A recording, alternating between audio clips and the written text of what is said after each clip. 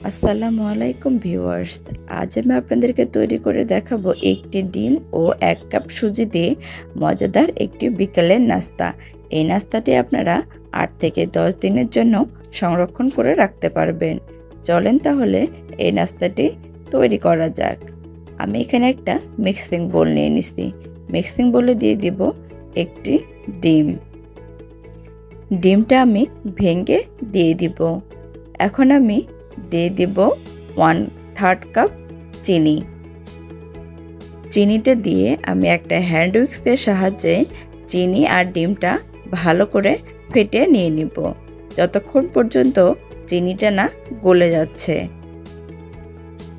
আমার এটা ভালো মতো ফাটানো হয়ে গেছে। এখন আমি দিয়ে দিব ঘি।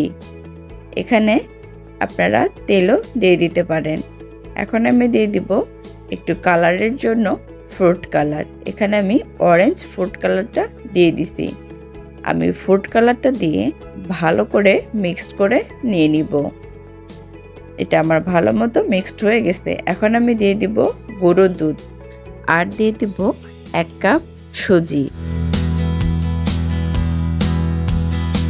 সুজিটা দিয়ে আমি হ্যান্ড উইক্সের সাহায্যে ডিমের মিশ্রণটির সাথে ভালো করে মিক্সড করে নিয়ে নিব। আপনাদের এটা প্রথমে একটু নরম মনে হয়ে যাবে, কিন্তু কিছুক্ষণ পরে এটা শক্ত হয়ে আসবে।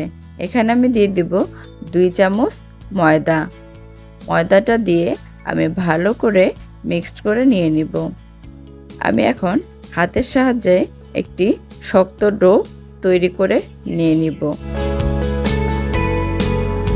এটা ভালোভাবে মিক্সড করে নিলে পিঠাটি খেতে খুবই মজা হবে। আমার ডোটি সম্পূর্ণভাবে তৈরি হয়ে গেছে। এখন আমি পিঠাগুলো তৈরি করে নিয়ে নিব। আমি এখানে একটা মেজারমেন্ট কাপ নিয়ে নিছি।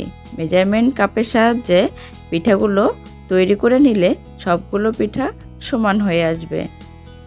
এখন আমি ডোটিকে হাতের সাহায্যে একটু গোল শেপ দিয়ে নিয়ে নিব।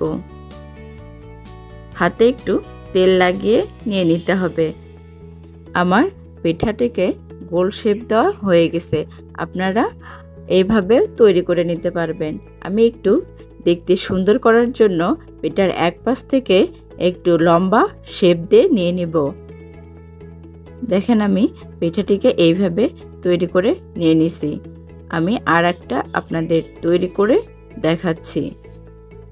এই পিঠাটি বিকেলের নাস্তায় ঝটপট তৈরি করে নিতে পারবেন। এটি কম উপকরণে খুব সহজেই তৈরি করা যায়।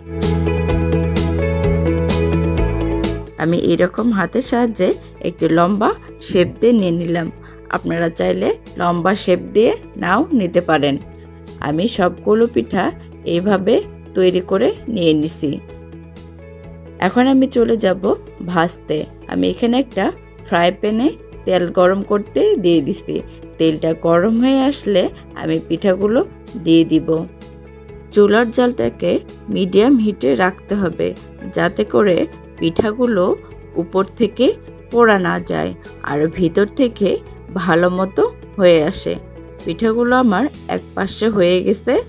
এখন আমি আর এক পাশে উল্টে দিয়ে দিব।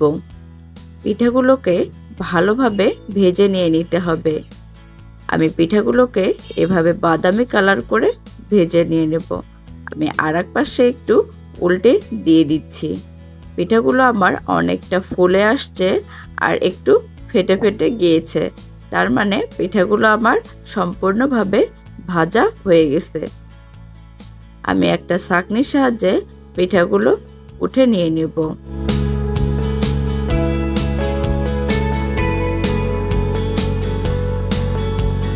আমি সবগুলো পিঠা উঠে নিয়ে নিছি। আমি একটা প্লেটে পিঠাগুলো পরিবেশন করে নিয়ে নিছি। আমার এই পিঠার রেসিপি যদি আপনাদের ভালো লাগে অবশ্যই কমেন্ট করে জানাবেন। আজ এই পর্যন্তই। সবাই ভালো থাকবেন। আল্লাহ হাফেজ।